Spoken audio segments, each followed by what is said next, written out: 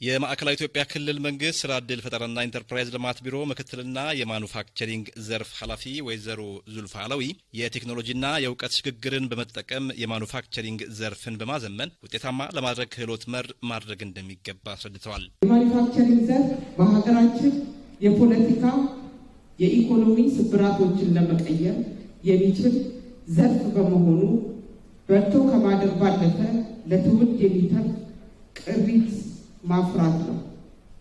የቴክኖሎጂና የእውቀት ሽግግር ከውጭ የሚገቡ ምርቶችን በሀገር ውስጥ ምርት ለመተካት የሚያስችል ዘላቂ የስራ ዕድል የሚፈጥር ትልቅ ዘርፍ ነው። ከመንደር ወደ ሀገር በሚል መሪህ በኢንዱስትሪ ለመሻገር የ321 ኢኒሼቲቭ በማቋቋም በየአካባቢው ያለውን ጥሬ ሀብት ሴትን በመጨመር በአካባቢው የስራ ዕድል እንዲፈጠርና የገጠር ጥሬ ሀብትን መሰረት በማድረግ አነስተኛ ኢንተርፕራይዞች በብዛት እንዲፈልቁ የሚያስችለውን ዕድል ለመጠቀም በጋራ መስራት አለብን ብለዋል።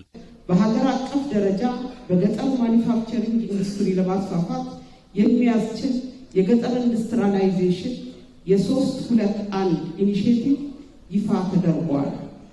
የገጠር ኢንዱስትሪያላይዜሽን ጽንሰ ሀሳብ የሚያጠነጥነው በሀገር ውስጥ የሚገኘው ጥሬ ዕቃ፣ እውቀት፣ ክህሎት፣ የሰው ሀብት በመጠቀም ለገጠር ሁኔታ ተስማሚ የሆኑ ኢንዱስትሪ መፍጠር ነው። በመድረኩ የተገኙት የማረቆ ልዩ ወረዳ ዋና አስተዳዳሪ አቶ ጀማል አማሮ በኩላቸው በአካባቢው በተለይም ደግሞ አሁን ላይ አበረታች የኢንቨስትመንት እንቅስቃሴ በመኖሩ ለውጥ እየተመዘገበ ነው ሲሉ ተናግረዋል። አነስተኛና መካከለኛ ማኒፋክቸሪንግ ዘርፍ ላይ እንዲሳተፉ ከማድረግ እዚህ የተገኙ የልማት ድርጅቶችን በሚመለከት ኦሞም፣ ደቡብ ካፒታልም፣ መብራት ኃይልም አስፈላጊውን የሆኑ ነገሮችን በማቅረብና በዚህ ዘርፍ ላይ ለሚሳተፉ ኃይሎች በቂ የሆነ እገዛ በማድረግ ሲሰሩ የነበሩ ነገሮች ጥሩ እንደሆኑ ይታመናል።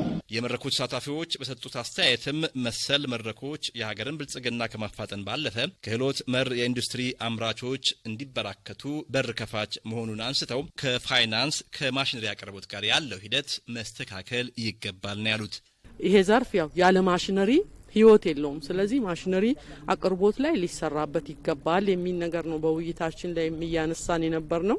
ጥራት ያለው ምርት ለማምረት የኢንዱስትሪ ኤክስቴንሽን ወሳኝነት አለውና ይህንንም ከቲቪቲ ጋር በመተባበር እየሰራን ያለንበት ሂደት አለ። ከማኑፋክቸሪንግ ዘርፍ አንጻር በተለይ ችግር ያለባቸው ከባንክ ሲስተም ጋር ከሊዝ ማሽን ጋር በተመሳሳይ ከሼድ አስተዳደር ጋር በጣም ትኩረት አድርጎ ነው ስልጠናውም የነበረውና ቤዚክ ችግሮች ናቸው ያየናቸው። እኛም ጥሩ ግብአት የሚሆኑ ነገሮችን አግኝተናል የሚል ነገር አለ።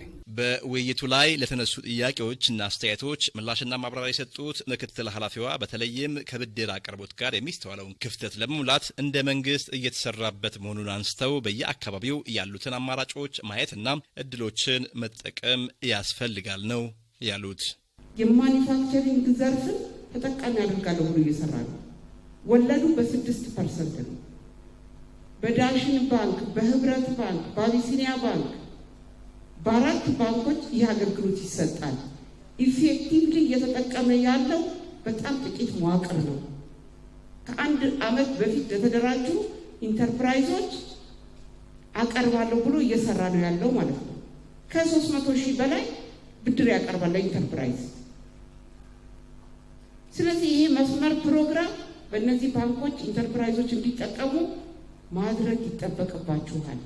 በመድረኩም የማኑፋክቸሪንግ ዘርፍ የ6 ወራት አፈጻጸም ሪፖርት፣ የገጠር ኢንዱስትሪያላይዜሽን ሰነድ፣ በሊዝ ፋይናንስ ዙሪያ የተሰሩ ስራዎች፣ የሼድ አስተዳደር ሰነድና ተያያዥ በሆኑ የቢሮ ስራዎች ላይ ሪፖርቶች ቀርበው ከባለድርሻ አካላት ጋር ሰፊ ውይይት ተደርጎባቸዋል።